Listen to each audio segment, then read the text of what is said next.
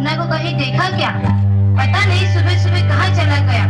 अभी उसने कुछ खाया भी नहीं, दूध भी नहीं पिया और स्कूल जाने की तैयारी भी तो करनी है।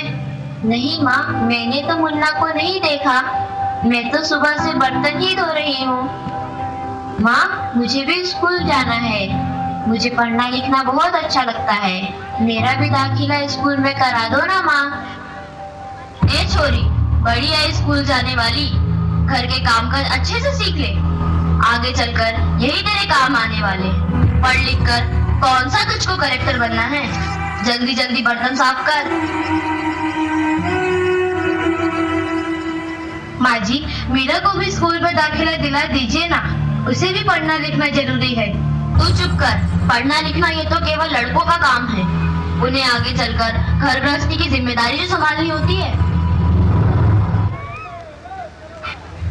बेटियां जिन्हें हम जिंदगी की हर खुशी देना चाहते हैं, मगर अपने हिसाब से, अपने टाइम फ्रेम के हिसाब से, जिन्हें हम आसमां दिखाते हैं मगर उतना ही जितना हमारी नजर के सामने हो, जिन्हें हम पूरी आजादी देते हैं मगर इसकी बाउंड्रीज हैं ये भी बताते हैं, जिन्हें हम कहते हैं कि जा बेटा जी ले अपनी जिंदगी, पर साथ ही कहते हैं उसकी सहेली को देखकर कि अच्छे घर की लड़कियां ये नहीं करती।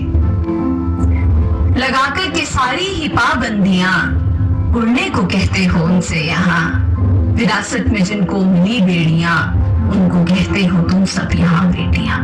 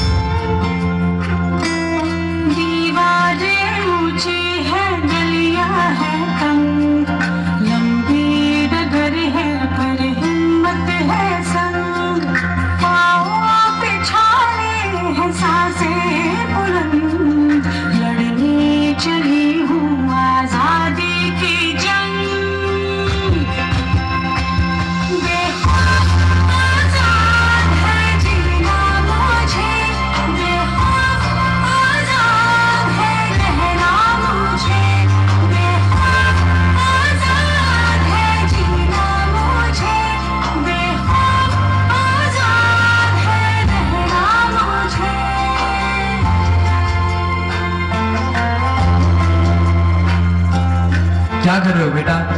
पढ़ाई पढ़ो पढ़ो, तुम तो लड़के हो ना, तुम्हें तो बहुत आगे जाना है। और तुम क्या कर रहे हो? लड़कियों के पढ़ाई करके क्या मिलेगा? जाओ घर की काम में हाथ बढ़ाओ।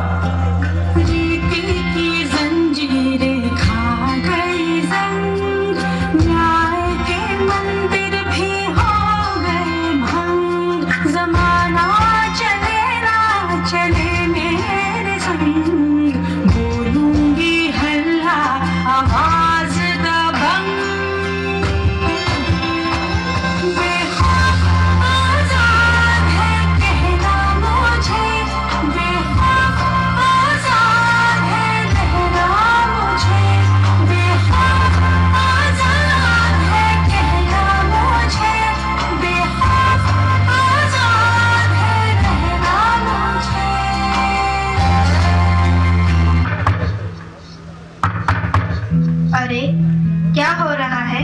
कौन किसकी जवाबदारी संभाल रहा है? और हमारी मीरा बेटी क्यों रो रही है? देखिए ना डॉक्टर दीदी, दादी मुझे स्कूल ही जाने नहीं देती। कहती है तुझे पढ़ लिख कर क्या करना है, आगे चल के चूल्हा चौका ही तो संभालना है। अरे यह तो बहुत गलत बात है माँ जी। क्या आपको नहीं लगता कि हम बेटियां भी पढ़ लिख कर आगे बढ़े? आज समाज बहुत आगे बढ़ गया है माँ जी। आप किस दुनिया की बात कर रही हैं? हम 21वीं सदी में जी रहे हैं। जब यही कह के समाज औरतों को पढ़ाई के लायक नहीं समझता था, आज भी ज्यादातर लोग यही समझते हैं। और बाय द वे, आप किस बराबरी की बात कर रहे हैं सर? आपको क्या लगता है कि कुछ औरतों ने लिख पढ़ क्या लिया, उनकी और मर्दों की जिंदगी एक बराबर है? क्या जानते क्या है आप एक औरत होने के बारे में? हर कदम पे ऐसे सवाल पड़ते हैं जो एक आदमी कभी सोच भी नहीं सकता। पल्लू ज्यादा नीचे तो नहीं आ गए? लोग कैरेक्टर पे सवाल करेंगे। ज्यादा हंस तो नहीं रही? लोग गलत मतलब निकाल लेंगे। ऑफिस में काम कम तो नहीं कर रही? लोग औरतों की बस की बात नहीं है ये कह के प्रमोशन रुकवा देंगे। काम से घर जाके सबके लिए खाना बनाना पड़ेगा, क्योंकि भले घर में काम दोनों करें, खाना तो सिर्फ औरत औरत ही बनाएगी। आदमी रात भर काम करे तो घर वाले कहते हैं हाय कितना काम करना पड़ता है बेचारे। औरत रात भर काम करे, ऐसा कौन सा काम आ गया जो रात भर करना पड़ता है। इसके अलावा हमें रोज ऐसी चीजों के बारे में सोचना पड़ता है जो सिर्फ और सिर्फ एक औरत ही समझ सकती है। ब्रा का स्ट्रैप तो नहीं दिख रहा, वो जो तब से घूर रहा है कुछ उल्टा सीधा तो नहीं करेगा। सर भीड़ में कोई भी मर्द हमें जब चाहे जहां चाहे छू सकता है, क्योंकि जब औरत पब्लिक प्लेस में होती है तो वो पब्लिक प्रॉपर्टी बन जाती है। बसेस में औरतों की सीट्स रिजर्व है, इससे मर्दों को तकलीफ है। कहते हैं बराबरी भी चाहिए और रिजर्वेशन भी।